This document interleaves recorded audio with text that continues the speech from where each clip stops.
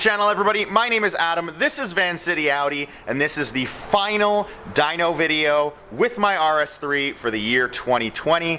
I honestly wasn't sure if I was even going to do this video, but I want to see if our last modification worked. We are confident that it has made the turbo and the system more efficient in the way it runs.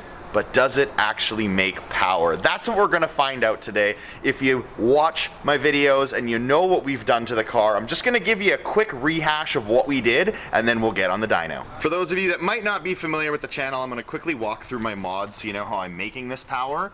I have a 1,000 horsepower Rs3 intercooler core. I have a 4-inch Unitronic air intake with the blue racing filter that goes into a 4-inch turbo inlet from Unitronic as well. We have the TTE777 hybrid turbo. Connected to that, we have Rs3 Motorsport downpipe and mid pipes. We have upgraded port side injectors. We have upgraded 4-bar map sensors. We now, new today, have this TTE prototype throttle body inlet. We have this new diverter. We have on this side, down on the intercooler, we have upgraded 2.5-inch piping, custom from Ryder Performance. And then on this side of the intercooler, down off of the throttle body inlet, we have custom 3-inch piping. I have forged internals, I have a built block, I have sleeved internals, and finally, we have the low pressure fuel pump from Rs3 Motorsport to make sure that we can get as much fuel pressure as we need. But for power, that pretty much wraps it up. I'm also running an E80 blend today. So not only today will we be seeing if our modification made any power, I'm actually gonna be reverting the car back to pump gas for the winter. It is freaking cold here now. It is 0 today, 32 degrees Fahrenheit for the Americans watching, and I want to get this car off of ethanol for the rest of the season. When I say season, I mean winter. It's too damn cold. It takes a little while for the car to start. I'm never driving the car really anyways. I just do videos here and there and that's it. For goodness gracious sake, I still have my bloody drag radials on. Just asking for trouble. Cruising here as slowly as I can so I don't lose control. But yeah, we're gonna get it back on pump gas today.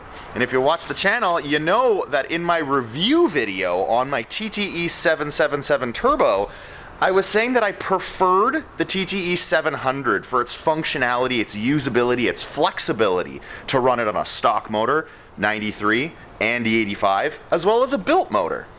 This TTE777, you're forced to use it on a built motor, which I was okay with. But you can only run it on E85. Until now, Unitronic has provided me a pump gas file in which I don't have to change any of the parts. It'll work with my entire build as is. That's the second dyno number we're gonna get you guys. Once we've actually tested to see if this throttle body inlet, the piping, and all that makes more power, I'm going to tune the car back to a pump gas file from Unitronic while it sits on the dyno. We'll let it drive, we'll warm it up, we'll get it back to operating temp, and once we've done that, I'll do another dyno run for you guys to show you how much power my car makes on the standard pump gas file. I'm excited to see how this turns out.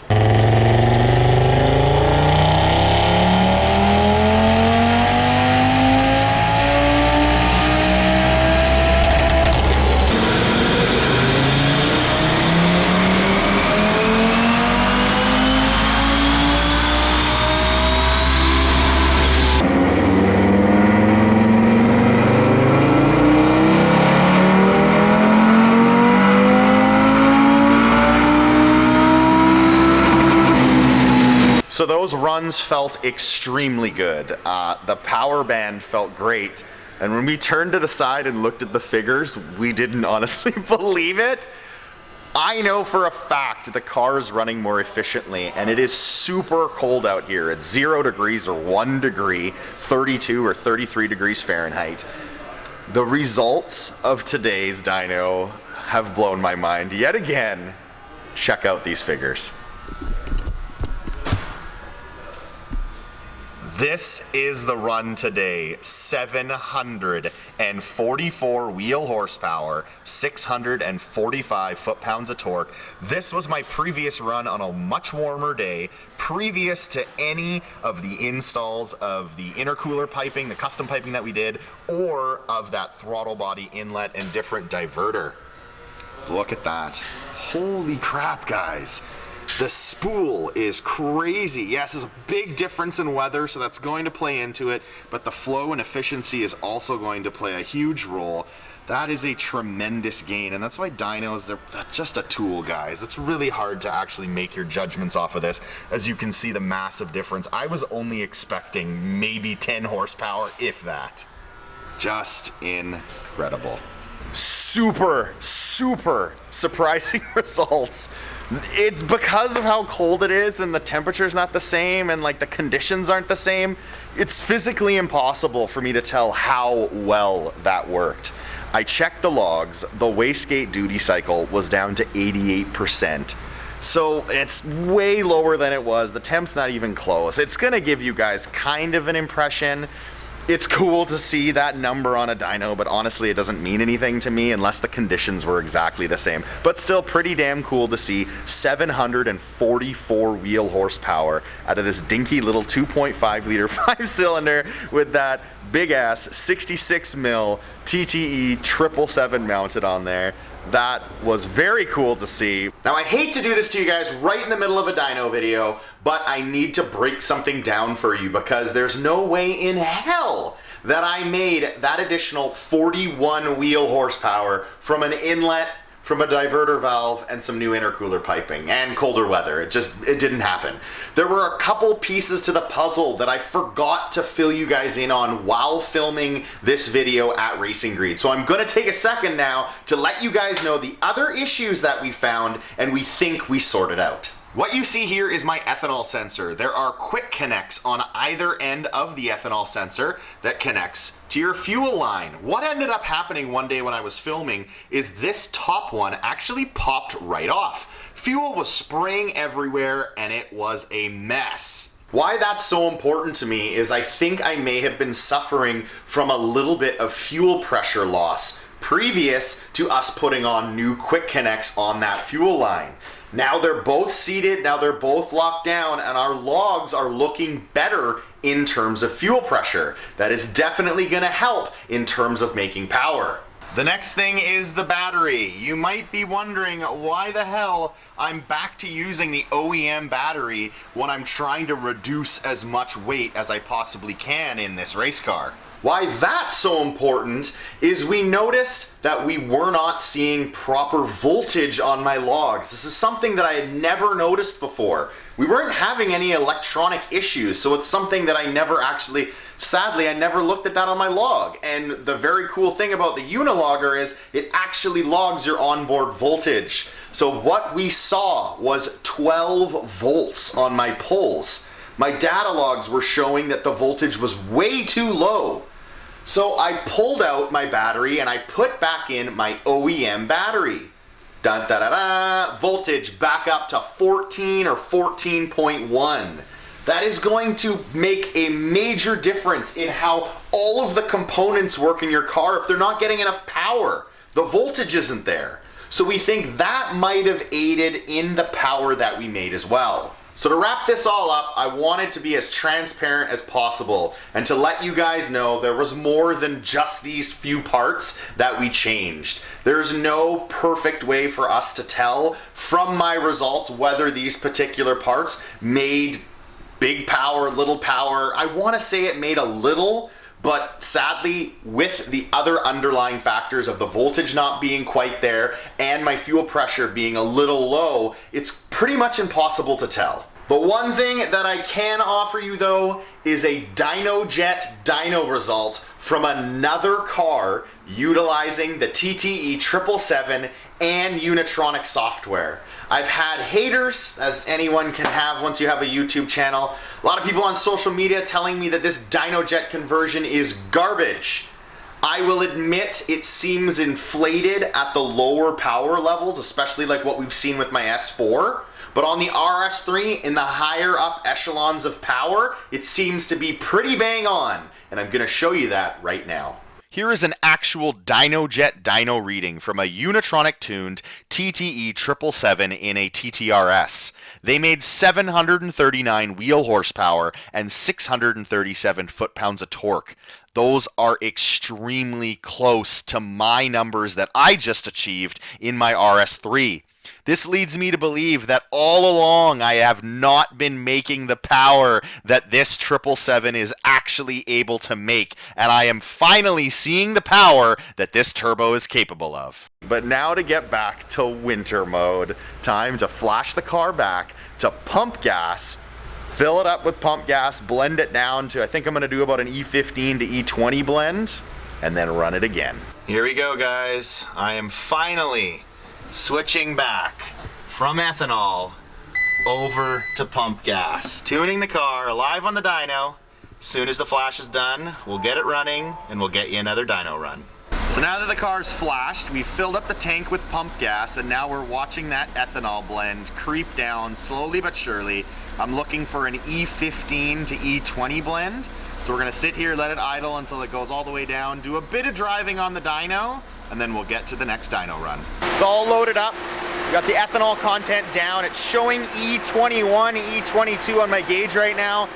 It's honestly a little higher than I like to run. I do keep my ethanol content lower than that when I'm running pump gas files, but I've run out of pump gas. So I have no more to put in the tank.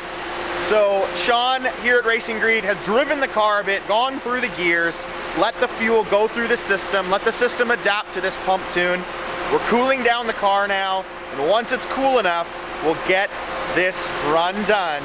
TTE777, built motor, full bolt-ons, exactly the same way as you saw my car just prior, using ethanol, but onto a pump gas file using Chevron 94 blended with E22 for this particular run.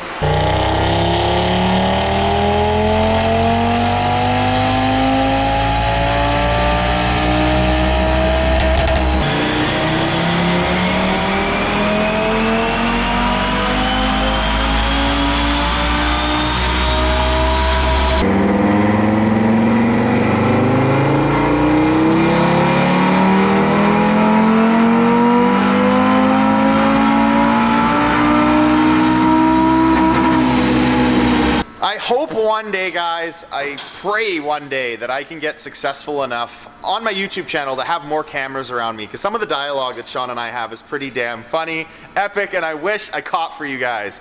So the run is done and we're slowing down, and Sean looks at me and he was like, so what did you think it was? And I'm like, I think it was about 590. I think I'm gonna do 590. I swear I know this car within an inch of its life. Here is my pump gas, 591 wheel horsepower, 523 foot-pounds of torque, and then right beside that we have the E85. Look at the difference just from fuel. Is that not incredible, guys? Here are the graphs themselves. You can see the difference in spool. The solid lines here are what we just did with the pump gas. The perforated or dotted lines is what we just did with E85 previous to that. What a tremendous gain. Now I'm back down to that lowly old pump gas file for the winter. Holy moly! 744 wheel down to 591 wheel just from fuel. That is incredible. E85, I believe, is about 105 octane, and the fuel that I'm using right now probably is, I don't know, 96, 97 octane because of the ethanol I put in there. But this tune is calibrated for 93 octane fuel. So very, very impressive. It's a little depressing now. I take that much of a hit in power, but it's the winter here. There's no drag racing for months. Car has trouble starting on ethanol. Now it'll be smooth as butter when I want to putz around and it's a beautiful day out and I just want to enjoy it. In my RS3 I'll be able to.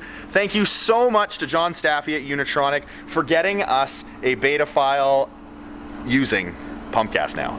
So that was a big complaint of mine, was the fact that because I was running a TTE777 on a built motor, all they had available was E85, so it kind of sucked. But now we have a pump gas file. I can use it all year round if I wanted to, but for me it's going to be my winter blend, putzing around. 591 wheel though, while putzing around, not too damn shabby. Thank you all very much for watching. I hope you enjoyed the final dyno session in my RS3 for the 2020 racing season. As you can see behind me, thank you so much to Sean. I appreciate it, Sean, as always, for all your help, man. Thank you all for watching. Until next time, guys, take care.